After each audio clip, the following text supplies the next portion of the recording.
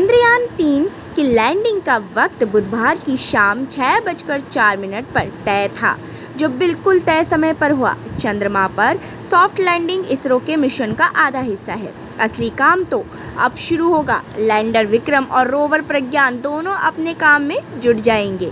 विक्रम के पेट से निकलकर प्रज्ञान चांद पर टहलने निकल जाएगा। यूं कहे कि मून वॉक करेगा। विक्रम के पेट से निकलकर प्रज्ञान जब चांद पर टहलेगा, पहले ये जान लीजिए कि लैंडर और रोवर दोनों मिशन के लिए क्यों ज़रूरी है। मून पर लैंड करने की मकसद नहीं था, वहाँ से डेटा इकट्ठा करना भी काफ़ी ज़रूरी है। लैंडर और रोवर के पास सिर्फ 14 दिन है, लेकिन एक बात समझ नहीं आई, आखिर 14 दिन ही क्यों? क्योंकि इतने दिन ही चांद पर दिन रहेगा, उसके बाद रात होनी शुरू हो जाएगी। ये वहाँ का एक दिन है। लैंडर और रोवर दोनों सोलर पावर से काम करते हैं, इसके लिए उन्हें दिन की रोशनी में भी सारा डेटा इकट्ठा करना होगा। दरअसल असली काम लैंडर का ही है, लेकिन वह जहाँ लैंड करेगा वहाँ से हिलेगा नहीं। रोवर प्रज्ञान लैंडर विक्रम से अलग होकर आगे की तरफ बढ़ेगा। जहाँ जहाँ से वह गुजरेगा, डेटा इकट्ठा करके लैंडर को ही बताएगा। मतलब दोनों आपस में बातचीत करेंगे। इसके बाद विक्रम ही सारा डेटा धरती को भेजेगा। चांद पर लैंड करते ही विक्रम थोड़ा इंतज़ार करेगा, धूल छटने का इंतज़ार। इसके बाद अपने पेट को खोलकर एक रैंप बनाएगा।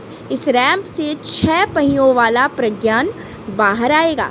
बता दे, लैंडिंग के करीब 4 घंटे बाद रोवर बाहर आएगा।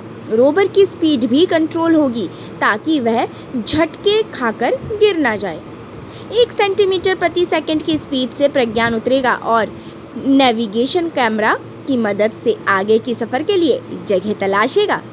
विक्रम से अलग होने के बाद प्रज्ञान ही आगे जाएगा। जैसे जैसे रोवर आगे बढ़ेगा, वो भारत का राष्ट्रीय चिन्ह अशोक स्तंभ और इसरो के लोगों की छाप छोड़ेगा। रोवर के पेलोट्स में लगे इंस्ट्रूमेंट्स चांद से इकट्ठा होने वाला डाटा, जैसे चांद का वातावरण, पानी, खनिज की जानकारी लैंडर को भेजेगा। लैंडर में 3 पेलोट्स है। ये पेलोट्स चांद के क्रस्ट और मेंटल स्ट्रक्चर का पता लगाएंगे। इसके अलावा घनत्व, तापमान, भूकंप आते हैं या नहीं, इसकी भी जानकारी इकट्ठा करेगा। आखिर कितना चलेगा प्रज्ञान रोवर? बताते हैं आपको। चांद पर उतरने के बाद रोवर प्रज्ञान कितना चलेगा, अभी ये सवाल ही है, क्योंकि रोवर कितनी दूरी तय कर पाता है, उस राह में कितने रोड़े हैं, ये वक्त आने पर ही पता चलेगा। इसका अनुमान अभी लगाना संभव नहीं है। ये सारे कैलकुलेशन वहाँ की स्थिति के हिसाब से तय होगी।